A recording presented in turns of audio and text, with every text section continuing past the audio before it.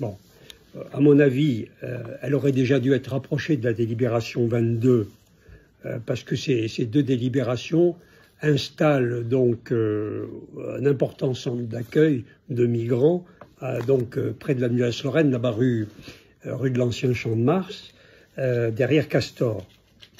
Donc je souligne au passage, puisque la Muasse-Lorraine, qui a été l'orgueil de la ville, quand elle est devenue la plus grande avenue piétonne d'Europe, est désormais une avenue complètement délabrée, une sorte de honte de la ville.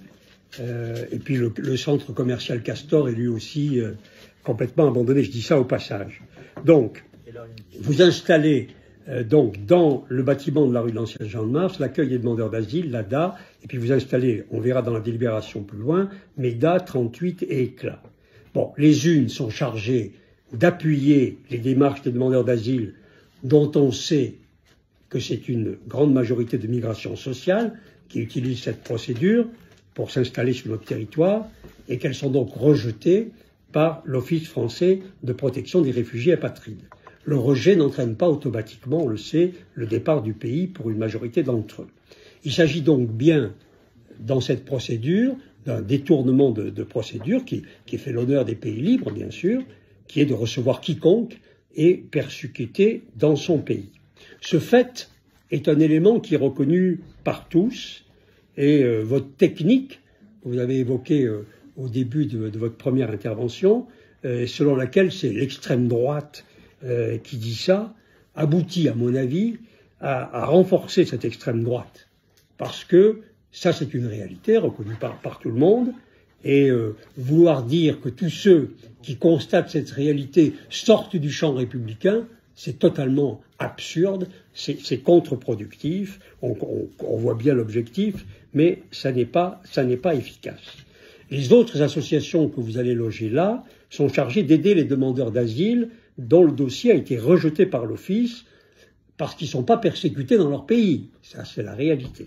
Elles vont notamment leur remettre un certificat médical sur la base de leur déclaration concernant des traitements cruels, inhumains ou dégradants, qu'il est justement dans la mission des fonctionnaires de l'Office d'étudier et d'analyser. Et elles vont donc, ces associations, leur apporter différents accompagnements ou soutiens. Donc, vous mettez la valeur locative est de 42 000 €, puis il y a les permanents de ces associations. Alors moi, pour ma part, je remets aucunement en cause l'engagement respectable des bénévoles qui souhaitent faire cela. Ces engagements sont des engagements humains et, comme tels, ils méritent le respect. Mais moi, j'en appelle à la responsabilité des élus parce que jusque-là, ces associations étaient un peu, pas confidentielles, c'est un bien grand mot, mais elles étaient à la maison des associations pour l'une, et l'autre n'avait pas de présence à Grenoble, elle était à Lyon. Et elle traitait déjà, si j'ai bien lu, 1500 personnes par an. Donc, il est évident, et je pense que c'est une partie de l'objectif, il est évident que si on installe cela dans 500 mètres carrés, dans le centre-ville, de surface d'accueil pour commencer, dans un bâtiment important, emblématique, j'imagine, c'est pas stigmatiser quoi que ce soit, de dire qu'il va y avoir plus de monde qui vont arriver là, parce que ça va se savoir, quand on est bien accueilli et qu'on sait qu'il y a une ville qui vous reçoit mieux que d'autres, eh bien, on y vient, on le voit pour tous ces phénomènes-là. On a bien vu les effets de levier qu'avaient représenté vos différents appels sur les migrants. On voit bien les histoires de campements qui reviennent régulièrement. C'est le cas à l'Alliance. Pourquoi? Parce qu'après, il y a un relogement. Donc, on le sait. Il y a des filières mafieuses, on le sait, qui organisent cela, qui font payer ces malheureux. Et on a vu, on le sait, on a une quinzaine de bidonvilles dans la ville où les familles, les enfants s'entassent dans des conditions qui sont indignes, qui sont honteuses. Et cela se produit sur notre territoire. Alors, dans ce secteur du centre-ville, ces 1500 personnes à minima, et probablement plus, vont attendre dans cette petite rue du Champ de Mars. Il y a, quand il fait chaud, quand il fait froid, il y aura l'abri du Castor qui va servir de sas. Il n'y a rien d'illogique à ça, c'est une réalité.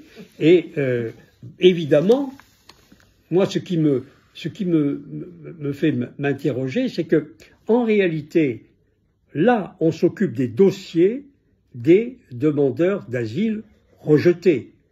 Et donc, on va les aider dans leur démarche administrative. Mais le vrai sujet pour elles, puisqu'elles sont rejetées comme demandeurs d'asile, c'est le logement, c'est les insérer, c'est leur faire partager notre culture, nos valeurs, de leur fournir un emploi. On voit ce qu'il en est avec les familles soutenues par le DAL et le nouveau parti anticapitaliste, là, avec l'occupation de l'école Jean Massé. Vous allez donc augmenter ces situations, dire ça, c'est pas être extrême droite, etc., c'est pas être, non. Vous allez augmenter cette situation dans Grenoble, et le nouveau parti anticapitaliste va poursuivre sa surenchère pour expliquer que c'est la faute du capitalisme, des racistes, de l'extrême droite, enfin que sais-je. Et vous allez continuer à développer le discours que c'est l'État raciste systémique qui met ces personnes dans cette situation. Et puis il y a une concurrence des extrêmes, on voit bien que pour essayer de exploiter, instrumentaliser, pour moi, instrumentaliser cette misère humaine.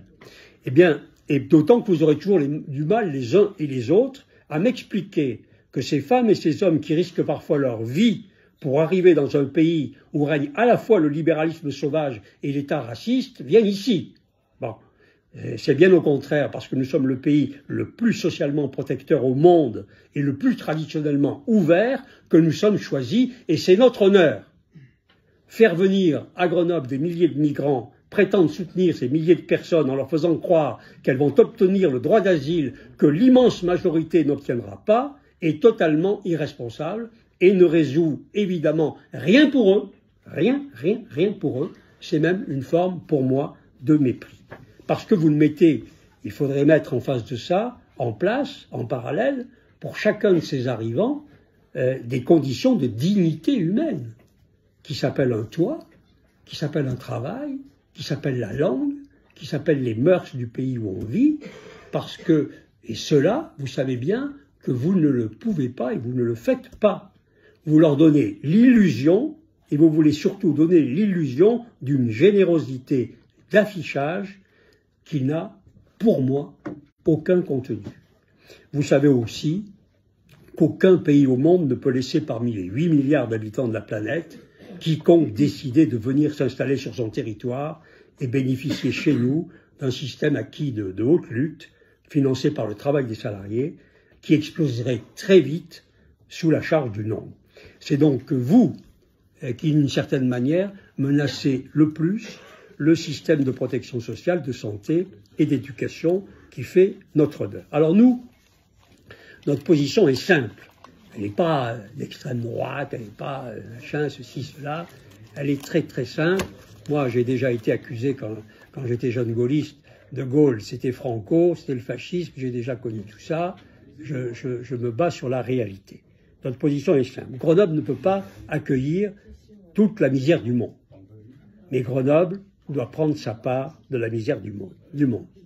Le rôle d'une municipalité responsable, c'est de définir le nombre de ceux qu'elle est capable de prendre en charge, de mettre en place, avec ses propres moyens, et ceux de tous les acteurs de cette solidarité, tous les dispositifs de soutien, de façon à ce que ceux qu'elle peut recevoir soient accompagnés jusqu'au bout par tous les aspects sur le chemin de l'intégration et de la dignité. C'est cela que nous devons définir.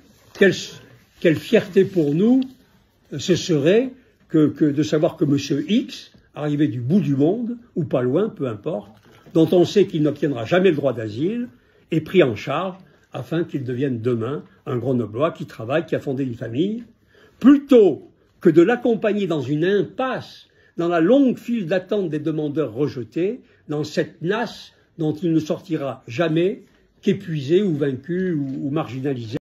C'est un manque de respect pour moi, c'est un manque de solidarité.